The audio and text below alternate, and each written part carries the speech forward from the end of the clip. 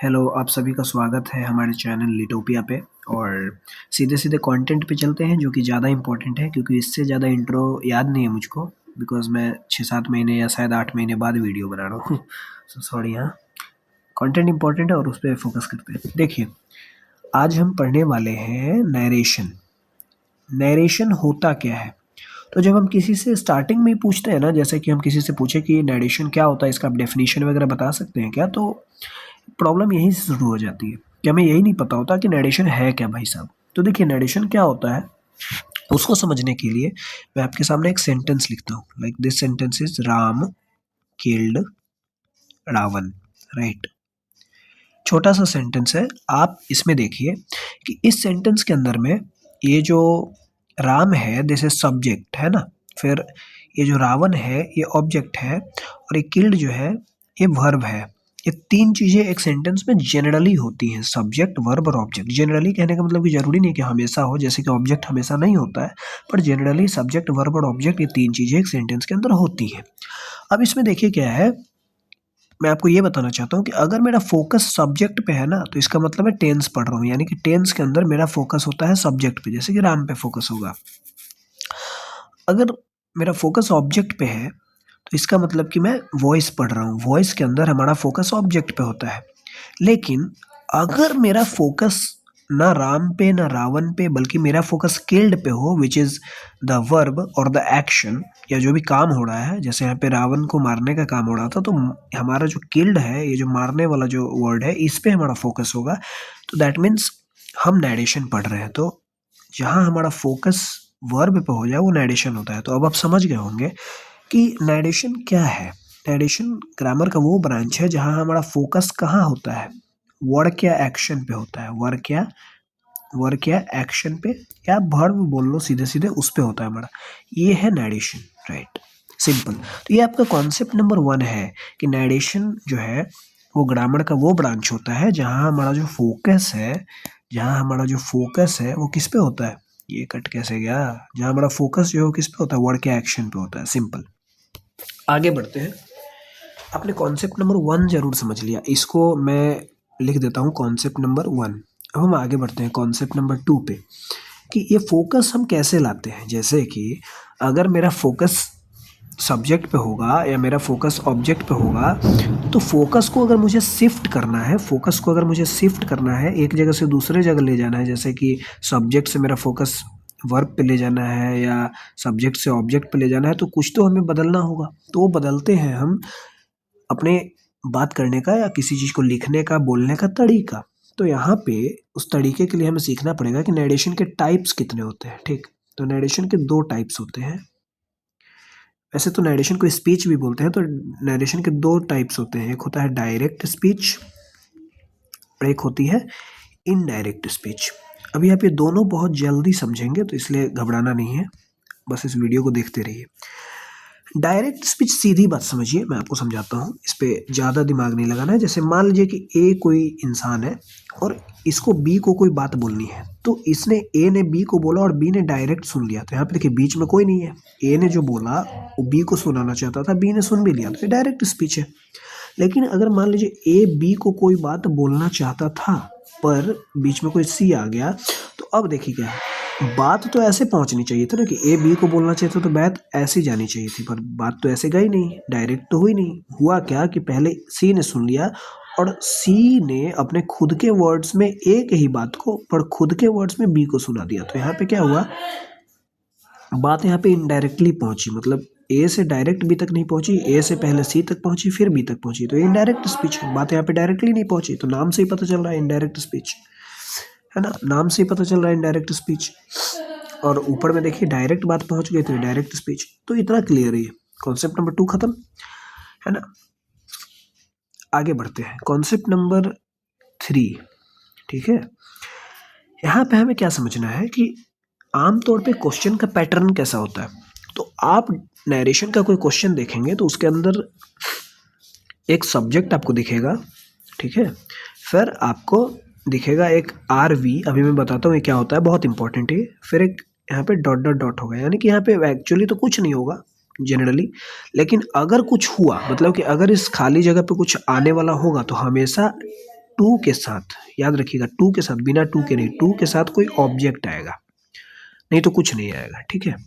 फिर एक कॉमा दिखेगा आपको और फिर एक डबल इन्वर्टेड कॉमा दिखेगा, है ना। और इस डबल इन्वर्टेड कॉमा के अंदर एक आर एस आपको दिखेगा। तो ये बताता हूँ मैं कि आर वी और आर एस क्या होता है।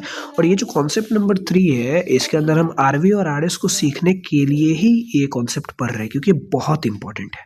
ये आपने नहीं समझा तो आपको जो है ये चैप्टर नहीं समझ आएगा। और याद रखिए, नरेशन के बाद मैं वॉइस की भी वीडियो डालूंगा, और नरेशन और वॉइस दोनों पढ़ने के लिए सिर्फ टेंस आना चाहिए। नरेशन और वॉइस में कोई ऐसा रिलेशन नहीं है कि आप वॉइस नहीं पढ़ोगे तो नरेशन आपको नहीं आएगा, ऐसा कुछ नहीं है। नरेशन पढ़ने के लिए हाँ टेंस आपको आना चाहिए। तो देखिए आरवी, थोड़ा सा इस पर ध्यान दीजिएगा। आरवी को मैं लिख रहा हूँ, इसको बोलते हैं रिपोर्टिंग वर्ब, और आर एस को बोलते हैं रिपोर्टेड स्पीच। बहुत आराम से समझेंगे कि ये दोनों चीज़ें क्या होती हैं, बहुत आराम से। पर उससे पहले मैं थोड़ा हाईलाइट कर दूं, यहाँ पे ध्यान दीजिए आईएनजी लगा है और यहाँ पे ध्यान दीजिए ईडी लगा है, ठीक है। होता क्या है इसको समझिए। अगर मैं आपको समझाना चाहूँ कि रिपोर्टिंग वर्ब क्या होता है, तो उसके लिए मुझे एक छोटी सी कहानी आपको सुनानी पड़ेगी, और आप सुनिए, बहुत इंपॉर्टेंट है, इस पार्ट पे थोड़ा ध्यान दीजिएगा। देखिए आप देखते हैं, जरा मैं इसको पहले छोटा कर दूं। आपने कभी देखा होगा कि कोई न्यूज रिपोर्टर होता है, राइट, कोई न्यूज रिपोर्टर होता है। तो न्यूज रिपोर्टर क्या करता है, या जर्नलिस्ट बोल लीजिए, वो क्या करता है कि उसको कोई दिखाई देती है कि कोई घटना हुई है, तो वो घटना लेकर के अपने ऑफिस में जाता है, अपने चैनल के पास जाता है, और चैनल उसको पब्लिश करती है, या टीवी चैनल, न्यूज चैनल होती है तो उसको दिखाती है अपने चैनल वगैरह पे, ही होता है ना। तो इसका काम क्या है न्यूज रिपोर्टर का? इसको रिपोर्टर क्यों बोलते हैं? क्योंकि ये किसी न्यूज को, घटना को, इवेंट या न्यूज़ को क्या करता है, रिपोर्ट करता है, राइट। किसी न्यूज या घटना को ये क्या करता है, ये रिपोर्ट करता है, इसीलिए ना। तो इसका काम है रिपोर्टिंग वर्ब, यानी ये भी कुछ ऐसा ही काम कर रहा है, ये भी रिपोर्ट ही कर रहा है। तो ये किसको रिपोर्ट कर रहा है? तो आपके सामने आंसर है, आ जाइए। अब इसको थोड़ा बड़ा कर लेते हैं यहाँ पे, राइट। ये रिपोर्ट कर रहा है सीधे सीधे जो सामने दिख रहा है इसको, ठीक है। क्या काम कर रहा है? ये रिपोर्ट करने का काम कर रहा है। रिपोर्टिंग वर्ब करता है क्या है, रिपोर्ट करता है। किसको रिपोर्ट करता है? रिपोर्टेड स्पीच को। तो भाई रिपोर्टेड स्पीच है क्या? न्यूज रिपोर्टर तो न्यूज को रिपोर्ट करता था, तो रिपोर्टिंग वर्ब जो है वो किसको रिपोर्ट करता है? तो रिपोर्टिंग वर्ब रिपोर्ट करता है रिपोर्टेड स्पीच को। तो भाई ये रिपोर्टेड स्पीच है क्या? इतना क्या इंपॉर्टेंट है? तो रिपोर्टेड स्पीच एक्चुअल में आपके एक्चुअल वर्ड्स, आपके मुंह से निकले हुए असली बातें हैं, ठीक है, समझ गए? आपके मुंह से निकली हुई असली बातें, एक्चुअल वर्ड्स है। तो वो मैं आपको थोड़ा अभी एग्जाम्पल तक हम पहुंचेंगे तो आपको ज़्यादा क्लियर समझेगा। अभी फिलहाल इतना समझिए कि रिपोर्टेड स्पीच मीन्स आपकी एक्चुअल वर्ड्स, ठीक है, आपने जो अपने मुंह से बोला वो, ठीक है। तो आपकी एक्चुअल वर्ड्स को कोई ले करके आ रहा है ना, उसको रिपोर्ट कर रहा है, तो उसको रिपोर्टिंग वर्ब कहते हैं। और यहाँ पे देखिए, यहाँ पे ईडी इसलिए लगा है क्योंकि आपने जो एक्चुअल वर्ड्स बोले हैं, जब तक मैं उसको डायरेक्ट स्पीच से इनडायरेक्ट स्पीच में रिपोर्ट करूंगा, तब तक तो आपका बोला हुआ बात बीत चुका होगा ना, तो इसलिए ये ईडी लगा है।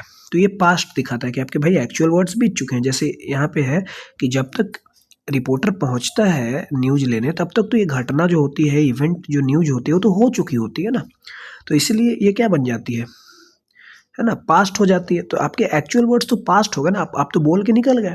पर कोई जब रिपोर्ट कर रहा है, मेरे मुंह से भी क्या निकला, ध्यान दीजिएगा, कर रहा है रिपोर्ट, तो कोई रिपोर्ट कर रहा है इस चीज को, इसका मतलब ये काम चल रहा है रिपोर्ट करने का, इसलिए यहाँ पे आईएनजी लगा है। तो ये काम चल रहा होता है प्रेजेंट में, और इस चीज को रिपोर्ट किया जाता है, तो ये बीत चुका होता है, इसलिए यहाँ पे ईडी लगा है और यहाँ पे आईएनजी लगा है। ये बहुत इंपॉर्टेंट पॉइंट है, जल्दी हमें ये सीखने को नहीं मिलता। फिर देखते हैं, तो रिपोर्टिंग वर्ब कौन होता है? अगर आपसे अब कोई डेफिनेशन पूछे कि भाई रिपोर्टिंग वर्ब क्या होता है, व्हाट इज रिपोर्टिंग वर्ब, तो आप कहेंगे कि भाई रिपोर्टिंग वर्ब वो वर्ब होता है जो रिपोर्टेड स्पीच को रिपोर्ट करता है, या आपके एक्चुअल वर्ड्स को। और फिर कोई इसका डेफिनेशन पूछे कि रिपोर्टेड स्पीच क्या होता है, तो रिपोर्टेड स्पीच वो होता है जो आपके एक्चुअल वर्ड्स होते हैं। सिंपल, आपके मुंह से निकले हुए एक्चुअल वर्ड्स को ही हम रिपोर्टेड स्पीच कहते हैं, बात खत्म। ये तो मान लीजिए आपने इसका फंक्शन समझ लिया दोनों का।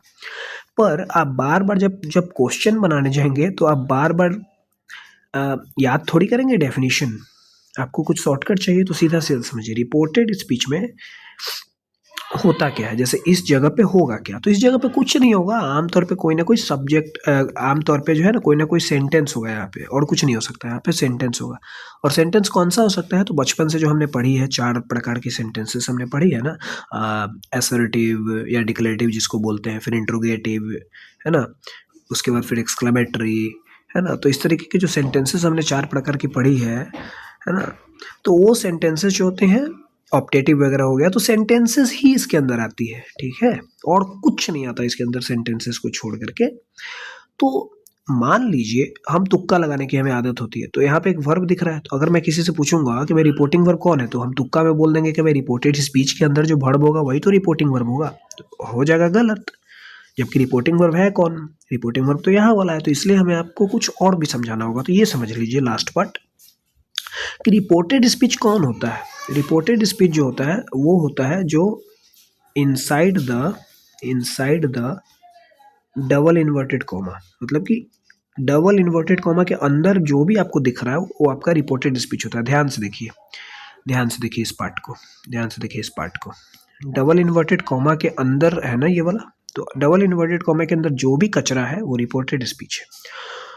और रिपोर्टिंग वर्ब कौन होता है, तो डबल इन्वर्टेड कॉमा के अंदर वाला वर्ब नहीं, बल्कि डबल इन्वर्टेड कॉमा के बाहर वाला वर्ब, यानी ये होता है outside the double inverted comma, ये होता है डबल इन्वर्टेड कॉमा के बाहर, राइट। ये बहुत इंपॉर्टेंट है, ये आपको लोकेशन बताता है। अब आप क्वेश्चन के अंदर में कोई बोलेगा कि जल्दी से रिपोर्टेड स्पीच ढूंढ के दिखाओ, तो आप डायरेक्ट कहेंगे कि हाँ भाई डबल इन्वर्टेड कॉमा आप देखेंगे, उसके अंदर जो भी होगा आप बोल देंगे कि ये रिपोर्टेड स्पीच है। रिपोर्टिंग वर्ब ढूंढ के दिखाओ, तो डबल इन्वर्टेड कॉमा के बाहर जो भी आपको वर्ब दिखेगा, जैसे से हो गया, सेड हो गया, जो भी हो गया, तो आप उसको ढूंढ लेंगे, कहेंगे कि हाँ ये रिपोर्टिंग वर्ब है। ऐसा ही होता है। तो आपका जो जनरल क्वेश्चन होता है वो ऐसा ही होता है नरेशन का, ठीक है। जो आपको यहाँ पे मैंने दिखाया, सब्जेक्ट है, उसके बाद कोई रिपोर्टिंग वर्ब आ गया, फिर यहाँ पे 2 प्लस ऑब्जेक्ट, या ये जगह खाली हो जाएगी, रहेगी खाली, या उसके बाद कॉमा, डबल इन्वर्टेड कॉमा, यही कुछ होता है, ठीक है। आगे बढ़ते हैं। तो हमने अभी कॉन्सेप्ट 3 तक पढ़ लिया, बहुत इंपॉर्टेंट चीज़ें समझ ली हमने, रिपोर्टिंग वर्ब और रिपोर्टेड स्पीच समझ लिया, बहुत इंपॉर्टेंट था। आगे बढ़ते हैं इसके अंदर। इस चीज़ को मैं थोड़ा उड़ा देता हूँ क्योंकि यहाँ पे कुछ और लिखेंगे अब। हाँ ओके, अब हम थोड़ा इम्पोर्टेंट पार्ट पे चलते हैं कि कॉन्सेप्ट नंबर 4 है ना, ये कॉन्सेप्ट नंबर 4, इस पे चलते हैं कि अब हमें सीखना क्या है, जैसे हम कैसे क्वेश्चंस बनाएंगे या क्या करना है। अब तो देखिए सीधे सीधे मैं 70-30 में बांट देता हूँ, 70 और 30 में। 70% रूल्स ऐसे आपको मिलेंगे यहाँ पे जो सेम रहेंगे सबके लिए, यानी कि आप कोई भी सेंटेंस, कोई भी डायरेक्ट स्पीच का जो है आप इनडायरेक्ट बनाना चाहो तो 70% रूल्स आपको ये फॉलो करने हैं, और 30% रूल्स सेंटेंसेस के हिसाब से वो बदलते रहते हैं। तो 70% पहले रूल्स आपको सिखा देते हैं। तो इन 70% रूल्स में आपको कुछ चेंजेस देखने को मिलेंगे, चेंजेस, ठीक है। और ये चेंजेस किस में होंगे, तो ये होंगे टैप में, टेंस, एडवर्ब और प्रोनाउंस में, ठीक है। तो पहले मैं ए और पी की, यानी एडवर्ब्स या प्रोनाउंस की बात कर लेता हूँ। तो मैं अगर पहले बात करूँ एडवर्ब्स की, एडवर्ब्स, ठीक है। तो एडवर्ब्स बहुत सारे होते हैं, पर हमें यहाँ पे सिर्फ 2 एडवर्ब्स का काम है। पहला एडवर्ब एडवर्ब ऑफ टाइम का, और दूसरा एडवर्ब एडवर्ब ऑफ प्लेस का। हमें सिर्फ इन दोनों से अभी लेना देना, और किसी से नहीं। तो एडवर्ब ऑफ टाइम क्या होता है, देखिए कि जैसे मान लीजिए आपके डायरेक्ट स्पीच में, यानी यहाँ वाले क्वेश्चन के अंदर में, और मैं जो भी बात कर रहा हूँ, जो भी ये बदलाव होंगे टैप में, यानी जो भी ये जो चेंजेस होंगे, ये चेंजेस यहाँ पे होंगे आरएस वाले पार्ट में, रिपोर्टेड स्पीच वाले पार्ट में, ठीक है। ये आरएस वाले पार्ट में होंगे, ये इंपॉर्टेंट है समझना, इसलिए मैंने कहा था कि आरवी और आरएस आपको अच्छे से समझना होगा। मान लीजिए कि किसी ने बोला नाउ, नाउ मतलब अभी या अब, तो ये क्या बता रहा है, टाइम बता रहा है, तो हमें इसे बदलना पड़ता है, नाउ को देन कर देना पड़ता है। प्लेस वाले में जैसे मान लीजिए किसी ने बोला हेयर, तो हमें उसको देयर करना पड़ता है ना, यहाँ का वहाँ करना पड़ता है। तो आपने ये देखा कि हमें ये बदलना पड़ता है, तो एडवर्ब्स जो होते हैं वो बदलते हैं, और 2 ही एडवर्ब्स हैं, टाइम वाले और प्लेस वाले, जिनसे हमें यहाँ लेना देना है, और किसी से हमें लेना देना नहीं है एडवर्ब्स में। तो जैसे कि अगर क्वेश्चन में यहाँ पे मुझे नाउ लिख के आया, तो जब मैं इसका आंसर बनाऊंगा यानी इनडायरेक्ट स्पीच बनाऊंगा, तो नाउ का मुझे देन कर देना पड़ेगा।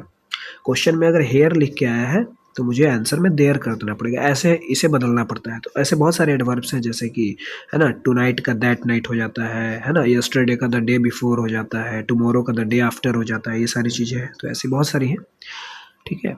हम आगे बढ़ेंगे, क्वेश्चंस बनाएंगे तो बहुत सारे ऐसे आएंगे। फिर आगे देखते हैं, एक होता है प्रोनाउन, उसके अंदर कैसे बदलाव होता है, ठीक है। उसके अंदर कैसे बदलाव होता है, तो इसका एक ही रूल है, सन 1 2 3। आपने ये रूल सीखा होगा, सुना होगा इसके बारे में पहले भी, ओके। तो सन 1 2 3, इसका सिंपल मतलब है, आपने प्रोनाउन पढ़ा होगा तो आपने उसमें first person, second person, third person पढ़ा होगा। तो फर्स्ट पर्सन वाला जो होता है वो बदलता है according to the subject, second person वाला बदलता है अकॉर्डिंग टू द ऑब्जेक्ट, और थर्ड पर्सन वाला बदलता है, एक्चुअल में ये बदलता ही नहीं, इसलिए एन लिखा है, नो चेंज, यहाँ पे नहीं बदलता है ये। तो अब समझना है आपको कि ये बदलता कैसे है। तो यहाँ पे ये एंटी क्लॉकवाइज बदलता है, एंटी क्लॉकवाइज। ये जब मैं आपको क्वेश्चन बनवाऊंगा अभी थोड़ी देर में, तो आपको समझ आएगा कि एंटी क्लॉकवाइज का क्या मतलब है। जैसे कि इस दिशा में ऐसे बदलता है ये, ठीक है। मैं थोड़ा वैसे फिलहाल अभी समझाने की कोशिश करता हूँ। जैसे मान लीजिए यहाँ पे आपको कोई प्रोनाउन आ गया, तो अगर मुझे बदलना है, फर्स्ट पर्सन है, तो मुझे सब्जेक्ट के अनुसार बदलना पड़ेगा। पर मैं किस सब्जेक्ट को देखूं, इस सब्जेक्ट को देखूं या इस सब्जेक्ट को देखूं, किसको देख के किसको बदलूं, तो मुझे इसको देख के इसको बदलना पड़ेगा, और फिर यहाँ पे अपने आंसर में लिखना पड़ेगा, यानी एंटी क्लॉकवाइज, ठीक है। यही बात मैं बताना चाह रहा था, ठीक है। चलिए, तो ये मैं क्वेश्चन बनाते टाइम आपको ज़्यादा क्लियर हो जाएगा। तो आपने एडवर्ब्स और प्रोनाउन के बारे में देख लिया। अब जो इम्पोर्टेंट है थोड़ा, टेंस, इसके बारे में देखते हैं, ठीक है। अभी हम कॉन्सेप्ट नंबर 4 ही पढ़ रहे हैं, अभी हम कॉन्सेप्ट नंबर 4 के ही अंदर हैं। तो टेंस में कैसे बदलाव आते हैं, ये थोड़ा आराम से देखिएगा, टेंस के अंदर कैसे बदलाव आते हैं। तो होता क्या है कि टेंस किसके अंदर, आरएस के अंदर, यहाँ इस सेंटेंस वाली, जैसे ये सेंटेंस होगा तो किसी न किसी टेंस के अंदर होगा, तो हम सिर्फ यहाँ की बात कर रहे हैं। देखिए होता क्या है कि मान लीजिए आपके पास टेंसेस कितने हैं, सिंपल होता है एक, हर किसी के पास टेंस में, कंटिन्यूअस होता है, एक परफेक्ट होता है, और एक परफेक्ट कंटिन्यूअस होता है। 4 ही टेंसेस है ना हमारे पास। तो इसको और बड़ा कर दूं मैं, है ना, ये 4 टेंसेस है। इसको मैं एक बार और लिख रहा हूँ, तो आप परेशान मत होइए, मैं अभी आपको समझाता हूँ। फिर एक सिंपल क्या होता है, फिर कंटिन्यूअस एक होता है, फिर एक परफेक्ट होता है, फिर एक परफेक्ट कंटिन्यूअस होता है। ये 4 टेंसेस हैं आपके पास। मान के चलिए कि ये जो टेंस मैंने इधर वाले लिखे हैं सारे, ये सारे प्रेजेंट वाले हैं, ठीक है। और ये जो है ये सारे पास्ट वाले हैं। इसको थोड़ा ध्यान सुनिएगा, नहीं तो आप कंफ्यूज हो जाइएगा। मान के चलिए कि मेरे क्वेश्चन के अंदर, इस क्वेश्चन के अंदर यहाँ की बात करें कि मान लीजिए यहाँ पे मेरा प्रेजेंट टेंस आ गया, ठीक है। क्या आ गया यहाँ पे, जो भी मेरा सेंटेंस लिखा है वो प्रेजेंट टेंस के अंदर है।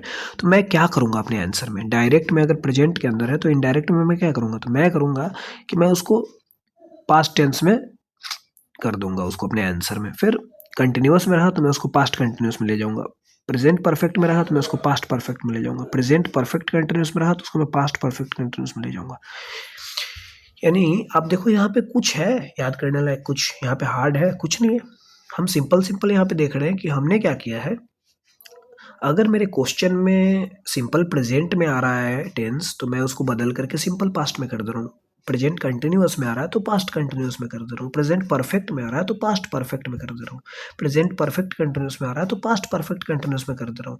यानी मैं यहाँ पे कुछ दिमाग ही नहीं लगा रहा हूँ, मैं तो सीधे सीधे पीछे खिसका दे रहा हूँ, है ना। जैसे कि इसको हम बैक शिफ्ट मेथड बोलते हैं।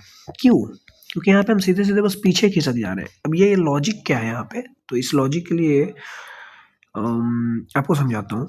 देखिए एक्चुअल में यहाँ लॉजिक क्या है कि हम भले ही पढ़ते हैं कैसे, कि पहले हम प्रेजेंट टेंस पढ़ते हैं, फिर हम पास्ट टेंस पढ़ते हैं, फिर हम फ्यूचर टेंस पढ़ते हैं, पर टाइम का ये जो फ्लो है ये गलत है। एक्चुअल में टाइम का फ्लो कैसे होता है कि पहले कोई पास्ट बीत चुका होता है, हम अभी प्रेजेंट में जी रहे होते हैं, और कोई फ्यूचर हमारा आने वाला होता है।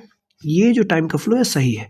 तो यहाँ पे सिंपल लॉजिक लगाया गया कि प्रेजेंट के पीछे पास्ट है ना, तो हम पीछे खिसक जाएंगे, ठीक है। तो हमने पास्ट में खिसक लिया बस, इसको बैक शिफ्ट मेथड कहते हैं। तो टेंस में पहला मेथड याद हो गया आपको। अब लोगों ने कहा कि सर ठीक है, वो तो मैं समझ गया, लेकिन अगर मेरा क्वेश्चन जो है उसके अंदर मेरा जो यहाँ पे जो क्वेश्चन है मेरा, कहाँ गया वो, यहाँ पे जो मेरा क्वेश्चन है ये अगर सिंपल पास्ट में आएगा तो क्या करूँगा, मतलब पास्ट टेंस में रहा तो कहाँ खिसकूंगा, पीछे तो नहीं खिसक सकता। तो ऑफकोर्स आप पीछे नहीं खिसक सकते। आप क्या करोगे, आप सिंपल यहाँ पे एक काम करोगे, अब आप जो मेथड फॉलो करोगे उसको बोलेंगे हम लीप मेथड, उसको बोलेंगे हम लीप मेथड, लीप मेथड। और ये लीप आप मारोगे कैसे, तो आपने ऑड इवन पढ़ा होगा मैथ में, ऑड इवन समझते हैं ना, जैसे 1 के बाद 3 फिर 5 फिर 7 या 2 के बाद 4 6 8, यही ऑड इवन, यही वाला ऑड इवन, मतलब कि बीच वाले एक को छोड़ देना आपको, उसको लीप मार देना। देखना इन सब के बीच में एक छूटा हुआ है, एक छूटा हुआ है। तो उन्होंने कहा कि भाई ठीक है, अगर सिंपल पास्ट में आपका क्वेश्चन है तो आप बीच वाले कंटिन्यूअस को छोड़ दो, आप उसको चेंज कर दो पास्ट परफेक्ट में। यानी कि अगर मेरा टेंस सिंपल पास्ट में है तो मैं उसको आंसर में बनाते वक्त पास्ट परफेक्ट में चेंज कर दूंगा। उस हिसाब से अगर पास्ट कंटिन्यूअस में है तो मैं उसको पास्ट परफेक्ट कंटिन्यूअस में चेंज कर दूंगा। ये है लीप मेथड, ठीक है। पर लोगों ने कहा चलो यहाँ तक तो लीप मेथड काम कर रहा है, यानी लीप मेथड आपका कहाँ तक काम कर रहा है, आप अगर ध्यान दो तो आपका जो लीप मेथड है वो यहाँ तक ही काम कर रहा है, सिर्फ यहीं तक काम कर रहा है, कंटिन्यूअस तक। क्योंकि आप जब लीप मेथड में लोगों ने कहा कि ठीक है सर यहाँ तक तो काम हो गया, लेकिन अगर मेरा क्वेश्चन में जो मेरा टेंस होगा, यानी कि डायरेक्ट स्पीच में मेरा जो रिपोर्टेड स्पीच का जो टेंस होगा, अगर वो पास्ट परफेक्ट में आ गया तो मैं क्या करूँगा, क्योंकि यहाँ से तो मैं लीप मार रहा हूँ तो मुझे कुछ दिख ही नहीं रहा है, यहाँ पे तो कुछ है ही नहीं। या पास्ट परफेक्ट कंटिन्यूअस में आ गया तो मैं क्या करूँगा, यहाँ पे तो कुछ है ही नहीं। तो यहाँ पे तो लीप मेथड इन दोनों के केस में काम नहीं कर रहा। तो अब जो ग्रामर बना के रूल्स बनाने वाले लोग थे वो लोग परेशान हो गए। उन्होंने कहा कि भाई अब काम नहीं कर रहा है, तो मेरा भी दिमाग खराब हो गया है। सीधे सीधे यहाँ पे क्या करो आप, यहाँ पे आप इन दोनों केसेस में, यानी कि इनके लिए और इनके लिए, इन दोनों केसेस में आप क्या करो, नो चेंज कर दो, नो चेंज। यानी कि यहाँ पे टेंस जो है उसको रहने दो। इसका मतलब कि अगर आपके क्वेश्चन में पास्ट परफेक्ट में आपका टेंस है तो आप उसको आंसर में भी पास्ट परफेक्ट में ही रहने देंगे, चेंज नहीं करेंगे। पास्ट परफेक्ट कंटिन्यूअस अगर आपका टेंस है क्वेश्चन में तो आप आंसर में भी पास्ट परफेक्ट कंटिन्यूअस में ही रहने देंगे, चेंज नहीं करेंगे, ठीक है। इस हिसाब से आपको सारे जो टेंसेस हैं, प्रेजेंट, पास्ट और मतलब कि बैकशिफ्ट मेथड, लीप मेथड समझ आ गया। बचा एक फ्यूचर, उसका भी देख लेते हैं कि फ्यूचर के साथ हमें क्या करना होता है, मतलब फ्यूचर टेंसेस में हमें क्या करना होता है। फ्यूचर के साथ तो क्या करना है वो पता ही नहीं चल रहा है हमें भी। तो फ्यूचर में क्या करना है, तो फ्यूचर में क्या होता है, कुछ नहीं, सेल और विल होता है ना, कुछ मत करो आप इसके अंदर। सेल का शुड कर दो, सेल का शुड कर देना है, इसको याद रखो, और विल का वुड कर देना है, इसको याद रखो, और कुछ नहीं याद रखना, ठीक है। क्या हो रहा है ये, बस, ठीक है, इतना ही याद रखना है। तो आपका पूरा टेंस का खत्म हो गया खेल, है ना, कि हमें कैसे बदलना है टेंस, कैसे नहीं बदलना है, पूरा याद हो गया होगा अब तक। तो मतलब इसको याद भी क्या करना है, थोड़ा समझना है। पहले बैकशिफ्ट मेथड लगाना है, फिर लीप मेथड, फिर तो नो चेंज होगा, फिर फ्यूचर वाला ये केस। तो ये तो हो गया। पर अब जरा हम देखते हैं आगे, कुछ एक्सेप्शंस भी हैं टेंस वाले में। जैसे कि कुछ ऐसी जगह हैं जहां आपका बैकशिफ्ट मेथड और लूप मेथड काम करना बंद कर देता है। हाँ, फ्यूचर हर जगह काम करेगा, लेकिन ये दो मेथड्स आपके काम करने बंद कर देंगे। कुछ ऐसी जगह हैं, ठीक है। वो कौन सी जगह है, एक्सेप्शंस क्या है आपकी, एक्सेप्शंस क्या है वो देख लेते हैं। तो उसके लिए आपको दो चीज़ें याद होनी होंगी। पहला है आपको आर एस पता होना चाहिए क्या है, जो कि अभी तक आपको बहुत अच्छे से पता होगा। दूसरा आर वी पता होना चाहिए क्या है, वो बहुत अच्छे से पता होगा। तो जो रिपोर्टेड स्पीच है, अगर मेरे रिपोर्टेड स्पीच में कोई जनरल ट्रूथ है या कोई यूनिवर्सल ट्रूथ है, कहने का मतलब शाश्वत सत्य, यानी कि ऐसी सच्चाई जिसको बदला नहीं जा सकता है, जैसे कि सूर्य पूर्व में उगता है, तो ये तो प्रेजेंट टेंस का हुआ part, simple present tense actually. तो आप क्या करोगे, इसको आंसर में सिंपल पास्ट में बदलोगे, जैसा मैंने अभी आपको सिखाया, नहीं बदलोगे। आपका जो मैंने अभी रूल सिखाया है चेंजेस का टेंस के अंदर, वो फेल हो जाएगा यहाँ पे। क्यों होगा, क्योंकि हम ये सच्चाई बदल नहीं सकते हैं ना। हम ये थोड़ी बोल सकते हैं कि सूर्य पूर्व में उगता था, ऐसा तो नहीं बोल सकते हैं। ये यूनिवर्सल ट्रूथ है, हमेशा सेम रहेगा। तो यूनिवर्सल ट्रूथ या जनरल ट्रूथ में अगर मेरा रिपोर्टेड स्पीच में जो सेंटेंस हो वो यूनिवर्सल ट्रूथ को या जनरल ट्रूथ को स्टेट कर रहा हो, तो फिर जो भी हमने यहाँ पे नियम सीखा है टेंस को बदलने वाला, ये वाले रूल्स हम नहीं लगाएंगे। यहाँ पे टेंस जो होगा क्या होगा, वो चेंज क्या होगा, वो चेंज नहीं होगा, नहीं करना है, ठीक है। टेंस चेंज नहीं करना है। दूसरा, रिपोर्टिंग वर्ब, देखिए आमतौर पे आपका रिपोर्टिंग वर्ब पास्ट में होता है, यानी कि आमतौर पे आपका रिपोर्टिंग वर्ब आपको क्या दिखेगा, सेड दिखेगा, सेड, या है ना, आस्क्ड, इस तरीके की रिपोर्टिंग वर्ब्स आपको दिखेंगी, क्या बोलते हैं, इंट्रोगेटिव वगैरह में। पर कभी कभार होता क्या है कि हमारा रिपोर्टिंग वर्ब जो है ना प्रेजेंट में आ जाता है, जैसे कि कभी कभी से या सेज आ जाता है, या कभी कभी फ्यूचर में यानी कि विल से हो जाता है। तो इन सब केसेस में यानी कि जब मेरा रिपोर्टिंग वर्ब पास्ट छोड़ करके प्रेजेंट या फ्यूचर के अंदर आ जाए, तो उस स्थिति में हमें इसको बदलना नहीं है। हमें जो है टेंस नहीं बदलना है, हम छोड़ देंगे। हम सीधे कहेंगे कि भाई आपने क्या किया, रिपोर्टिंग वर्ब प्रेजेंट में लिख दिया ना, आपने क्या किया, रिपोर्टिंग वर्ब फ्यूचर में लिख दिया ना, तो यहाँ पे जो टेंस होगा यहाँ पर भी टेंस क्या होगा, नहीं बदलेगा। यहाँ पर भी आपको टेंस को नहीं बदलना है, ये याद रखना है। तो ये जो दो रूल्स है आपको याद रखना है एक्सेप्शंस में। इन दो जगहों पे आपकी जो लीप मेथड है या जो आपकी जो बैक शिफ्ट मेथड है या जो आपने पीछे पढ़ा है, वो दोनों मेथड क्या हो जाएंगी, फेल हो जाएंगी, काम नहीं करेंगी। याद रखना है ये, ठीक है। चलिए, तो आपने बहुत इंपॉर्टेंट चीजें पढ़ ली। अब आपने सीख लिया जो चेंजेस होते हैं टी ए पी में, टैप में, यानी टेंस, एडवर्ब और प्रोनाउंस के अंदर बदलाव आपने पढ़ लिया। तो अब आप सीधे सीधे पता है क्या कर सकते हो, अब आप डायरेक्ट सोचिए आपका 70% नरेशन खत्म हो गया। अब आप डायरेक्ट जो है सीधे सीधे हम चल सकते हैं क्वेश्चन बनाने 30% वाले रूल्स को पढ़ के। तो देखिए इतना ही है, इतना छोटा नोट से ही है, मतलब छोटा तो दिख रहा है मुझे, पर आगे बढ़ते हैं। आपको शायद ये लग रहा हो बहुत लेंदी, पर बहुत छोटा मैंने कोशिश किया और बहुत इजी लैंग्वेज में जो जो इंपॉर्टेंट है वही बताने की। अब आते हैं अपने 30% वाले रूल्स पे। कॉन्सेप्ट नंबर 5, अपने 30% वाले रूल्स पे, जो कि ये रूल्स वैरी करते रहते हैं अकॉर्डिंग टू क्या, कि आप किस सेंटेंस में हो उस सेंटेंस के हिसाब से बदलते रहते हैं। वो रूल अब हम पढ़ते हैं, कॉन्सेप्ट नंबर 5। जैसे मान लीजिए पहला सेंटेंस क्या है मेरा, डिक्लेरेटिव, डिक्लेरेटिव सेंटेंस। तो इसके कुछ रूल्स हम पढ़ लेंगे, उसके बाद हम डायरेक्ट क्वेश्चन बनाना चालू कर सकते हैं। देखिए डिक्लेरेटिव के रूल्स क्या होते हैं, तो रूल्स पहला आरवी से लगाना चालू करेंगे हम। पहला क्या होता है भाई, जैसे एक मैं यहाँ बना दूँ, क्या लिखा था मैंने, सेंटेंस के अंदर सब्जेक्ट रिपोर्टिंग वर्ब, मेरा क्वेश्चन कैसा होगा, फिर यहाँ पे डॉट डॉट डॉट है ना, फिर कॉमा, फिर double inverted comma R S, ऐसा ही मेरा क्वेश्चन होगा ना। तो हम सब्जेक्ट की जगह पर तो सब्जेक्ट रखेंगे, रूल मेरा आरवी से चालू होगा। तो आरवी में मान लीजिए मेरा सेड अगर रहा, तो मैं सेड का सेड छोड़ दूंगा, कुछ नहीं बदलूंगा यहाँ पे, क्लियर, ठीक है। लेकिन जैसा मैंने बताया था कि ये खाली जगह हमेशा खाली नहीं रहता है, कभी कभी यहाँ पे कुछ आ जाता है। तो कभी भी कुछ आएगा तो टू के साथ एक ऑब्जेक्ट आएगा और कुछ नहीं आएगा यहाँ पे, ठीक है, ठीक है। तो मान लीजिए अगर सेड के साथ यहाँ पे टू आ गया, तो इसका मतलब ऑब्जेक्ट भी आएगा। तो यानी कि अगर ऑब्जेक्ट भी आ गया है, तब मैं क्या करूंगा, ये जो सेड टू पार्ट है ना, याद रखिए, ध्यान से समझिए मेरी बात को, मैं सिर्फ सेड नहीं बोल रहा हूँ, सेड टू पार्ट, ये पूरा पार्ट, ये पूरा पार्ट बदल जाएगा किसमें, टोल्ड में। ये बदल जाएगा टोल्ड में। तो जब ये टोल्ड में बदलोगे आप, सेड टू बदला ना, टोल्ड में ऑब्जेक्ट तो रहेगा, तो इस ऑब्जेक्ट को उठा के आप टोल्ड के बगल में रख दोगे, बात खत्म, है ना। चलिए क्या समझे आप, कि सेड रहेगा तो सेड का सेड छोड़ देंगे, लेकिन अगर सेड टू रहेगा तो हम टोल्ड में चेंज कर देंगे उसको, और फिर ऑब्जेक्ट को उसके बाद में लगा देंगे। रूल नंबर 2, रूल नंबर 2 क्या है, देखिए यहाँ तक का तो मेरा काम खत्म हो गया। अब बचा कॉमा और डबल इन्वर्टेड कॉमा हमें दिख रहा है, तो ये कॉमा और डबल इन्वर्टेड कॉमा जो होता है, इसको हटा के हमें लगा देना है दैट। क्या लगाना है, दैट, ठीक है। तो अब बचा लास्ट में आर एस। आर एस के लिए क्या करना है, तो आपने जो रूल्स पढ़े हैं अभी तक 70% वाले, चेंजेस इन कौन से, चेंजेस इन टैप, ये जो टैप वाले रूल्स आपने पढ़े हैं वो रूल अभी फॉलो कर देना है, बस बात खत्म।